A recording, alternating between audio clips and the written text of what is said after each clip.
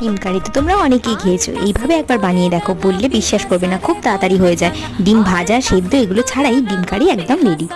ননস্টিকে দিয়ে দিয়েছি তেল, দিয়ে দিয়েছি এর মধ্যে গোটা গরম মশলা আর কয়েকটা কাঁচা লঙ্কা চেরা, এর মধ্যে দিয়ে দিয়েছি পেঁয়াজ কুচি আর রসুন বাটা, দিয়ে এটাকে খুব ভালোভাবে নাড়িয়ে দিয়ে টমেটো দিয়ে দেবো, দিয়ে অল্প একটু নুন দিয়ে দেবো যাতে টমেটোটা তাড়াতাড়ি গলে যায়। এর মধ্যে দিয়ে দিয়েছি 2 কুচি বাটার, টেস্টের জন্য তোমরা নাও দিতে পারো।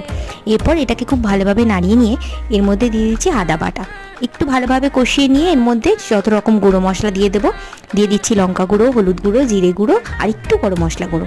খুব ভালোভাবে কষিয়ে এটা তেল ছেড়ে এলেই পরিমাণ মতো জল দিয়ে দেবো।